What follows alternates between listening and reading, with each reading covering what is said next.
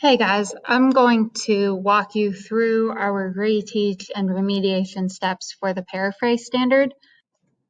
So first, I want to go back through why paraphrase matters, what it looks like, what we should do and what we should not do when we paraphrase. So remember, paraphrasing is when you reorganize information and communicate it with a new structure. This helps cement the material in your brain, and it also helps make it easier to understand for your reader.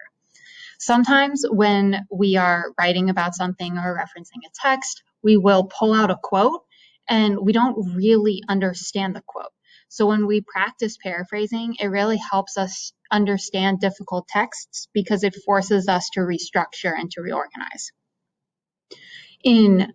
Throughout your academic careers, when you guys write papers, you should be using a mix of quotes and paraphrase. That's a lot more interesting than just having quote after quote after quote. Spicing it up a little bit, having some of each is way more interesting to read. And then in both instances, in your future, when you write papers, you will need to cite both things. It also helps save space, usually. Sometimes paraphrasing ends up being longer, but usually it's a little bit shorter, and it helps condense a difficult text into a simpler form. And so that's really what it's all about, is reorganizing, restructuring so that it's simpler, easier to understand, and helps you to remember it. So what you should not do when paraphrasing, you should not just quote the original text. Having exact phrases or sentences that the original text has is a big no-no. And if all you're really doing is copying and pasting a sentence and like switching out a couple words for synonyms, that's not really paraphrasing. That's just substituting a couple words.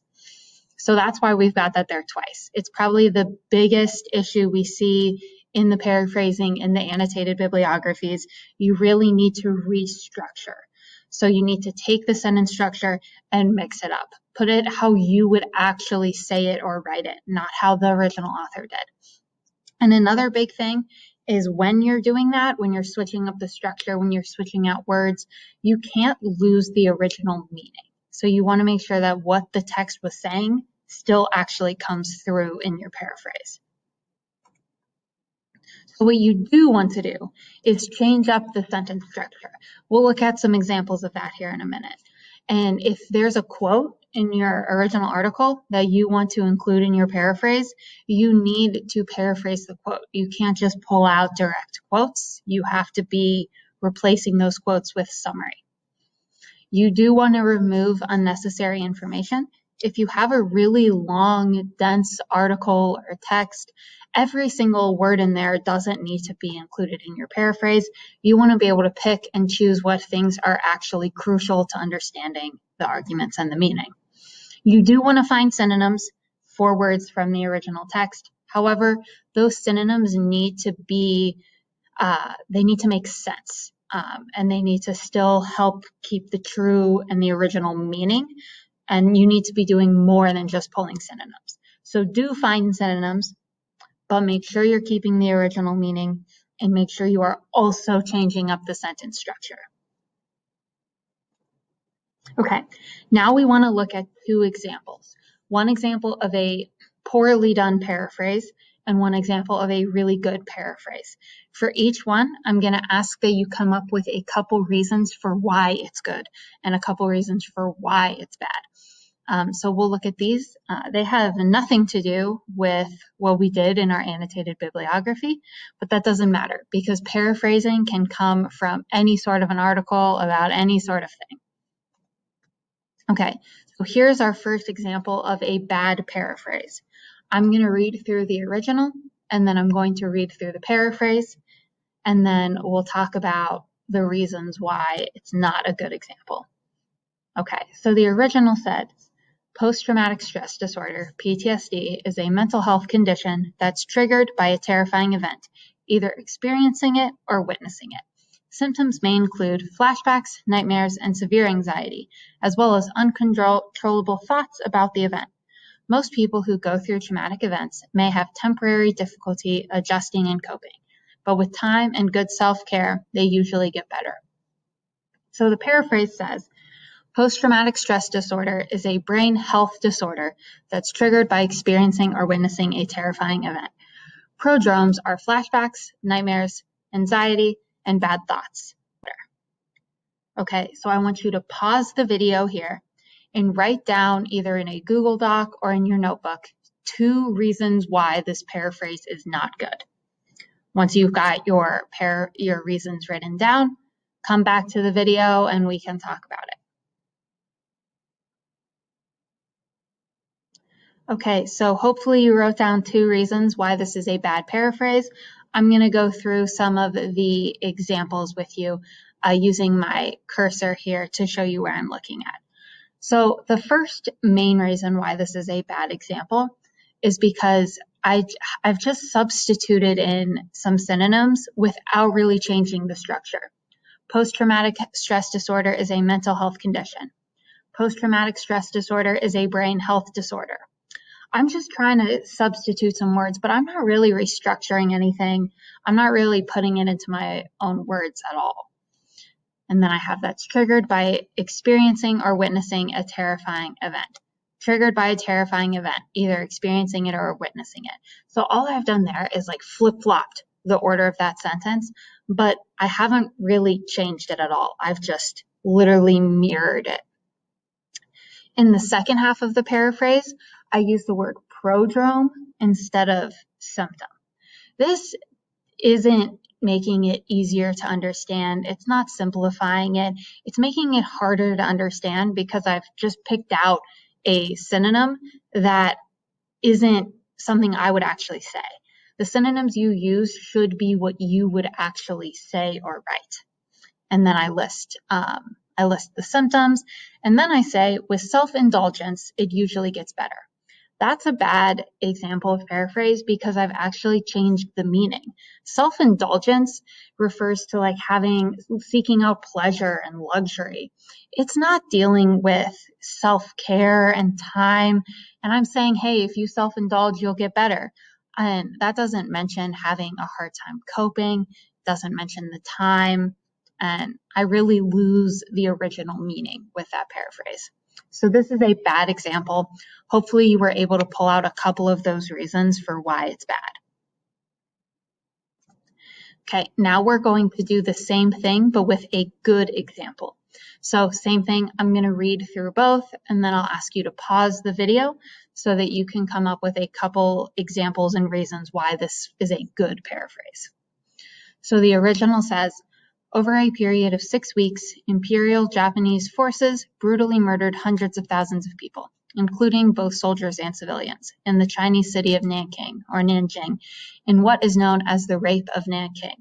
Between 20,000 and 80,000 women were sexually assaulted. Following a bloody victory in Shanghai during the Sino-Japanese War, the Japanese had turned their attention towards Nanking. Fearful of losing them in battle, nationalist leader Chiang Kai-shek ordered the removal of nearly all official Chinese troops from the city, leaving it defended by untrained auxiliary troops. Okay, so the paraphrase says, History.com editors tell us the story of Nanking Massacre, which describes when the Japanese military committed mass murder, rape, and destruction of the Chinese city Nanjing through a 6-week time span. During the Sino-Japanese War, the Japanese had conquered Shanghai and then set their sights on commanded the people of the city to stay and protect the city at all costs. Okay, pause the video, write down 2 reasons why this is a much better paraphrase than the last one. When you're done, come back to the video and we'll go through it.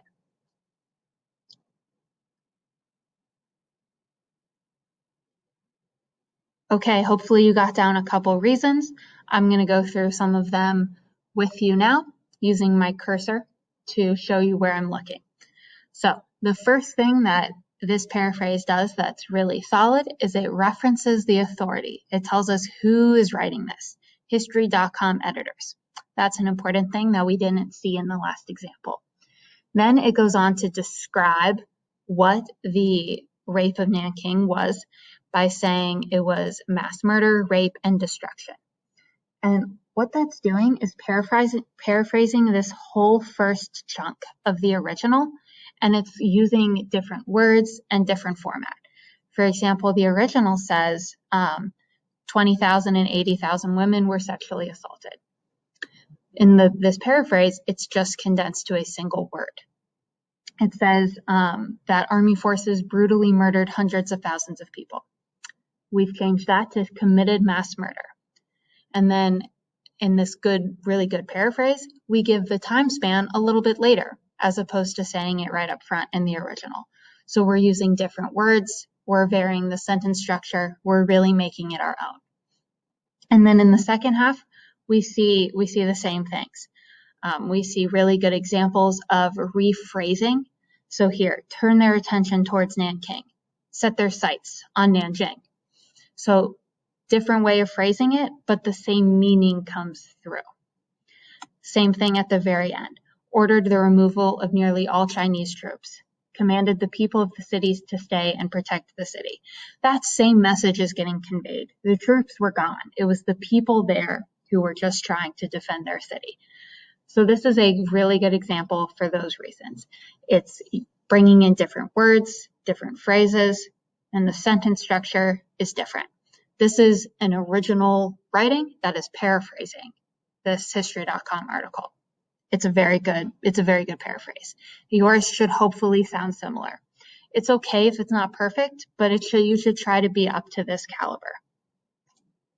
Okay, now I want to go through with you a couple different methods that you can do when paraphrasing, and I really want you to try at least one of these methods. Maybe give both a shot, see which one sticks with you. I usually do method 1 myself, so does Mr. Orr, but I think method 2 can work really well for people who learn by speaking and by talking. So the first method is to read through your text, and for each paragraph, look up unfamiliar words and just take detailed notes. So you guys know how to do that. You know how to take notes.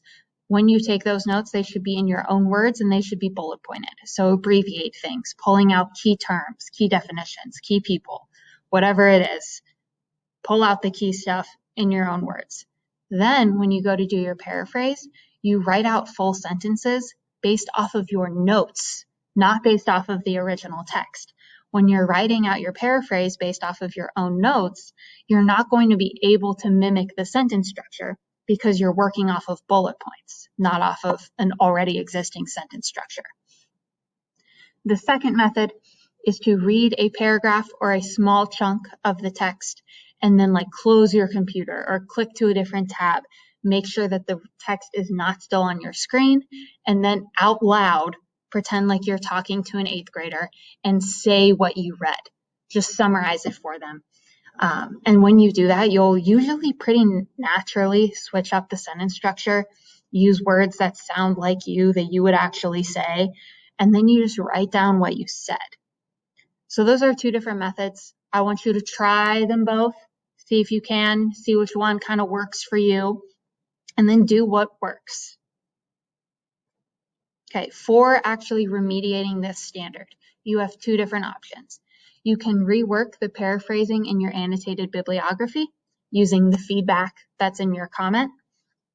If I were you, I would do this option if you have pretty minimal changes to make to maybe 1 or 2 of your paraphrase paragraphs, or if you also need the source evaluation and source gathering standard, then you're already going to be working in that original document, so I would just do option 1.